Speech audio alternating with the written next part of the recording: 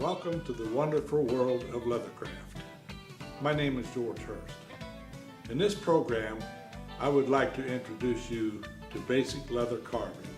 This is the basis for all leather carving and is only the beginning of unlimited possibilities of decorating leather. To begin, I'd like to show you what I've got on the table here. I've got a basic, very simple pattern that we're going to do. I've got some tracing film and of course some vegetable tanned leather. Step one is to make a tracing. Now I'll place my tracing film over the pattern that I'm going to do, and I will trace with a pencil all of the lines that you see on this pattern. Now I will set this aside and get our leather ready. We have here this piece of vegetable tanned leather, and if you notice when I hit it with a dampened sponge, it absorbs moisture immediately. Well, this is what we want. This is why we choose vegetable tanned leather. And we'll get a fairly good amount on here. We want it to be damp but not soggy. Now we'll set it aside for a few minutes and wait till it begins to return to its natural color. My leather is beginning to return to its natural color, as you can tell by the light spots here on the edges. So now I'll place my pattern on the leather, and with the stylus I can retrace these lines. Now lift it up to make sure. Yes, and we're getting a nice impression. So now it's just a matter of tracing the pattern.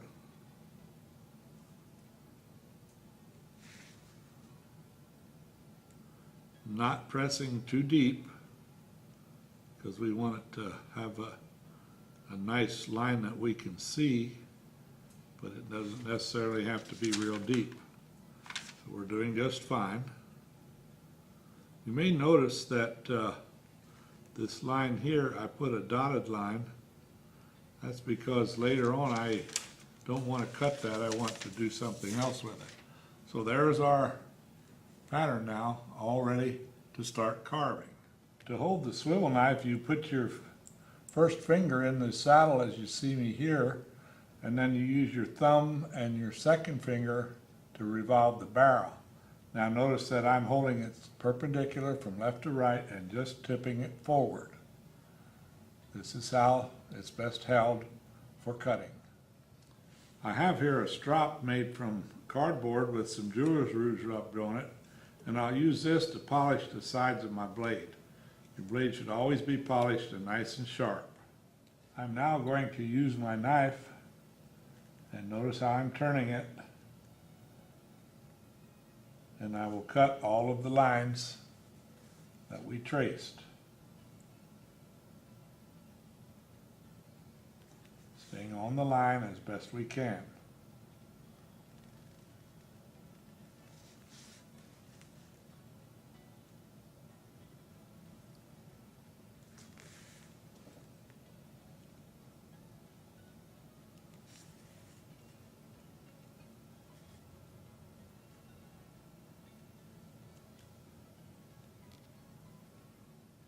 Next, we will use the camouflage tool.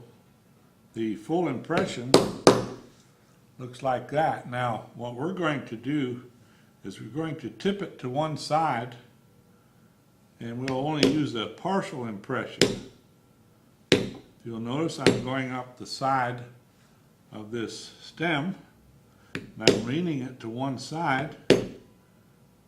Now, as I get higher, I can straighten it up a little more.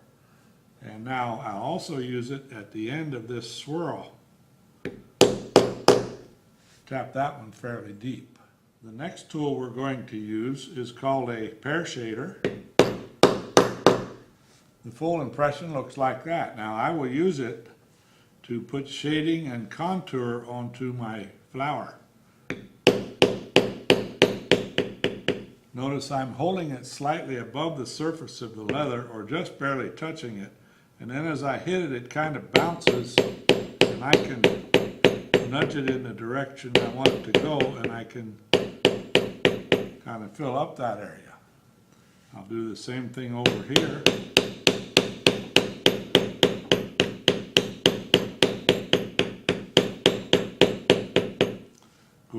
as many times as you would like to until you're pleased with the results.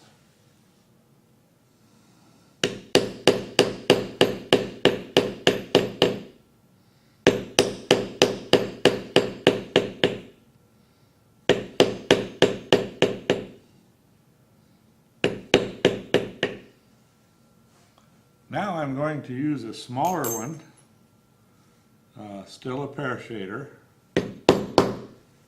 Looks like this, and I'm going to use that on this swirl.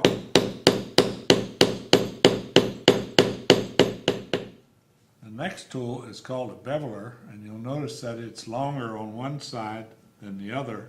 This is so we can use it to create depth and dimension. The impression looks like that. So what it does, we'll put it in the cut as you see here, and as I hit it I can walk it along, and as I walk it you'll see now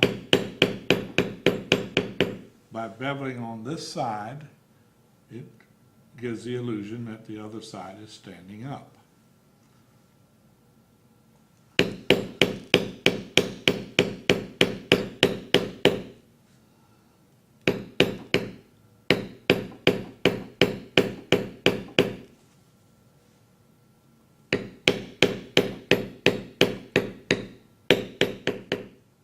This is what our piece looks like after we've done the beveling.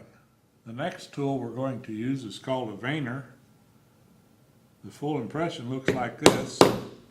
We'll use two of them, one that's got a scallop on the inside and one that doesn't. So we use them in this manner. The one with the scallops, I like to use that one on this fern swirl. And you'll notice I'm tipping it to one side, only getting a partial impression. I'm going around this swirl. And I'm turning the tool as I go so it flows with the flow of the lines. The last few tap lightly. The one without the scallops, now we'll just use that here and we'll tip it to just get to create like the look of a fold in there. Now we're going to use a tool called the mule's foot, and it kind of looks like a horseshoe. We won't use that much on this pattern, but we will use it right here at the base of this flower pod. Now we're going to use the cedar. The cedar looks just like this. And we use that to outline the seed pod. I'll first use it like this, and I will follow the dotted line that we traced on there to guide me along the top of the seed pod. Now we will just use the cedar and fill in the remaining area of the seed pod. The last stamping tool we're going to use is called a backgrounder. The impression looks like that. Now we will use that in this area in here to pound it down, and this will cause our pattern to stand out. And now it's back to the swivel knife. As always, we need to strop our blade. This is every time we pick it up. Now, I'll just freehand some nice lines in here. You can follow the pattern, or you can create your own. I kind of like to create my own.